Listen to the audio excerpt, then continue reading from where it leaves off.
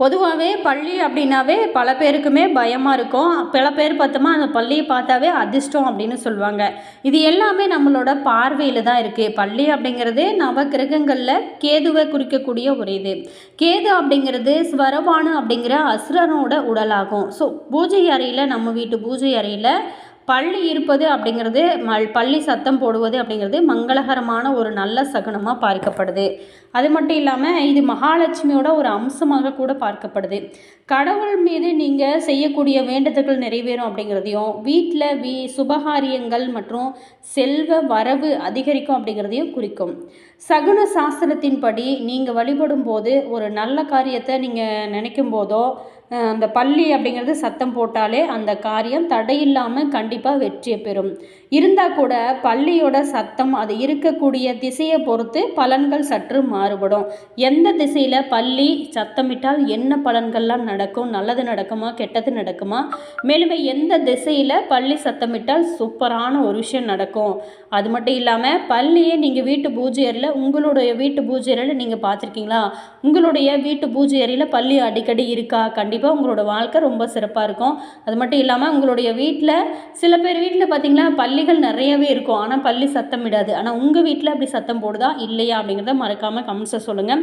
சரி, இந்த வீடியோவில் நம்ம பள்ளியோட சிறப்புகளையும், மேலுமே இந்த பள்ளி வீட்டு பூஜை அறையில் எந்த திசையிலிருந்து நம்ம பள்ளி சத்தமிட்டால் என்ன பலன்கள்லாம் கிடைக்கும் அப்படிங்கிறத பற்றின ஒரு விரிவான தகவலையும் தான் இந்த வீடியோ மூலமாக நம்ம பார்க்க போகிறோம். கடைசி வரைக்குமே ஸ்கிப் பண்ணாமல் முழுமையாக பாருங்கள். வீடியோ பிடிச்சிருந்தா மறக்காமல் லைக் பண்ணுங்கள்.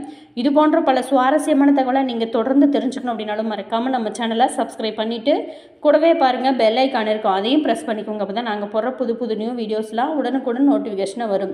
சரி, இப்போ வாங்க வீடியோக்குள்ளே போகலாம். ஜோதிடத்தின் படி பள்ளி சயனம் அப்படி சொல்வதாக பார்க்கப்படுது.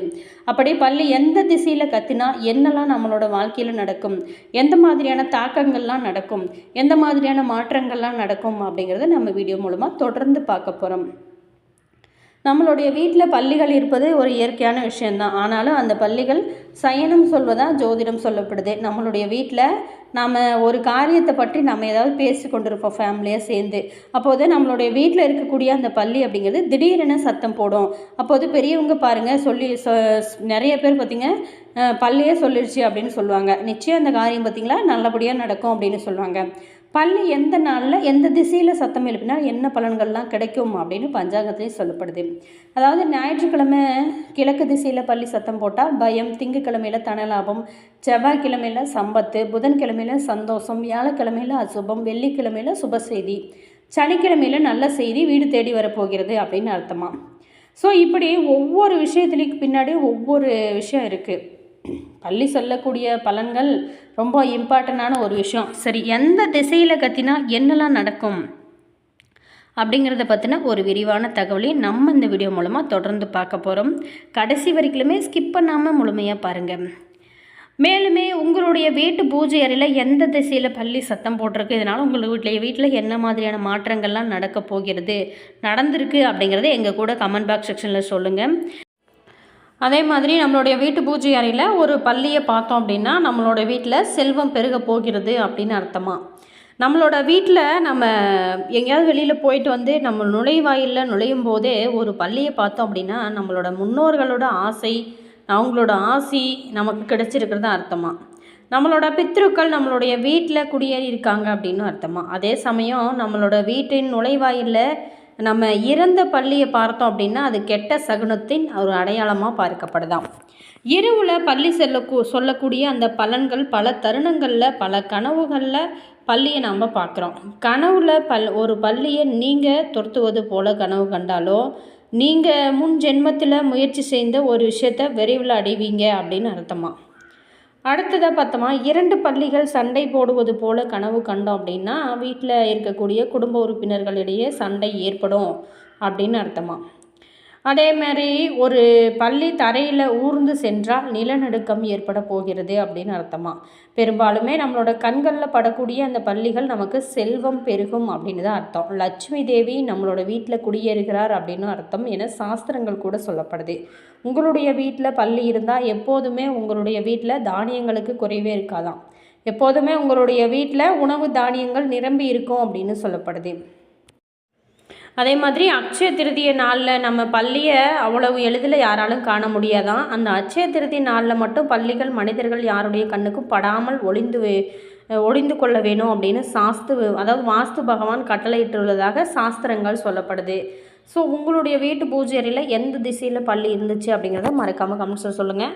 வாயில்லா ஜீவன்களுக்கு எப்போதுமே நமக்கு நடக்கக்கூடிய நல்லது கெட்டது அப்படிங்கிறது முன்கூட்டியே அறிந்து கொள்ளக்கூடிய ஒரு சக்தி இருக்குது அப்படின்னு பெரியவங்க சொல்லியிருக்கிறது நம்ம கேள்விப்பட்டிருப்போம்.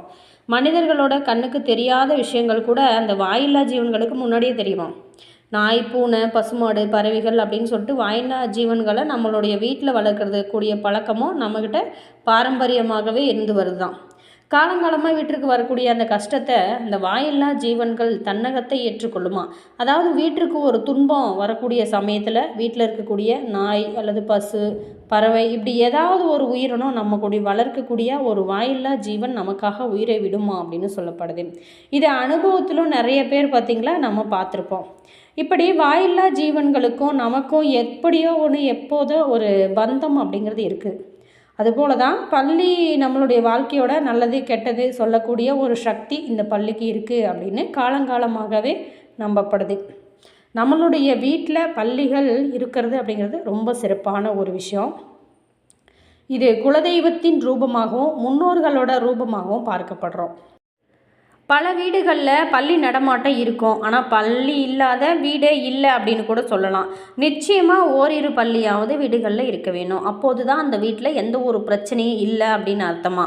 மேலுமே அமானுஷ்யமான சக்திகள் இருக்கக்கூடிய இடத்துல பள்ளி நடமாடாது அப்படிங்கிறது ஒரு நம்பிக்கையாக சொல்லப்படுது. உங்களுடைய வீட்டில் பள்ளி இருக்கிறது அப்படின்னா ஆனாலும் அதை அப்படியே விட்டு விடுங்க. உணவுப் பொருட்களில் மட்டும் விழாமல் ஜாக்கிரதையாக பார்த்துக்கிறது நல்லது. மற்றபடி இருக்கிற பள்ளியை அடித்து கொன்று வெளியில் தூக்கி போடுறதோ அது ஒரு பாவம்.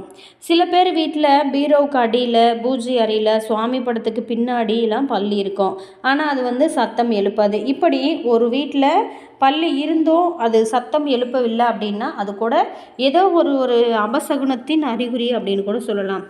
வாரந்தோறுமே வெள்ளிக்கிழமை நாளில் குலதெய்வத்தை நினச்சி வீட்டில் பால் சாம்பிராணி போட்டு அந்த புகையை உங்களுடைய வீடு முழுவதும் நீங்கள் காண்பிச்சிங்க அப்படின்னா 5 வாரம் வெள்ளிக்கிழமை இதே போல் இந்த பரிகாரத்தை மட்டும் நீங்கள் தொடர்ந்து செஞ்சு வந்தீங்க அப்படின்னா உங்களுடைய வீட்டில் பள்ளி சத்தம் போட துவங்கிடும். ஒரு பாசிட்டிவான எனர்ஜி உங்களுக்கு கிடைக்கும். உங்களுக்குள்ள ஒரு புதிய நம்பிக்கை ஏற்படும். குலதெய்வத்தோட ஆசையும் முன்னோர்களோட ஆசையும் உங்களுக்கு முழுமையாக கிடைக்கும். குலதெய்வமும் உங்களுடைய வீட்டிற்கு வரும். இதே போல தான் சில நல்லது கெட்டதை சிந்திக்கும் போது கூட நம்ம ஏதாவது முடிவு எடுக்கிறதுக்கு தடுமாறும் போது அந்த பள்ளியானது சத்தம் போடும். அப்போது நம்மை அறியாமலே நமக்கு ஒரு பாசிட்டிவான எனர்ஜி வரும். இந்த வேலையை செஞ்சால் சரியாக வரும் அப்படின்னு சொல்லிட்டு ஒரு தீர்மானத்தை கூட நம்ம எடுப்போம். இப்படி பள்ளியோட சத்தம் நமக்கு நன்மையைத்தான் கண்டிப்பாக செய்யும். பள்ளி சத்தம் போடாமல் இருக்கும் பட்சத்தில் கவலை வேணாங்க. இந்த பால் சாம்பிராணி தூபம் போடுங்க. பள்ளி சத்தம் போட்டுக்கொண்டே இருக்கும். உங்களுடைய வீட்டில் இருந்தால் அந்த குலதெய்வத்தின் ஆசீர்வாதமும் முன்னோர்களோட ஆசீர்வாதம் உங்களுக்கு இருக்கிறது அப்படிங்கிறத உணர்ந்து கொண்டே இருப்பீங்க.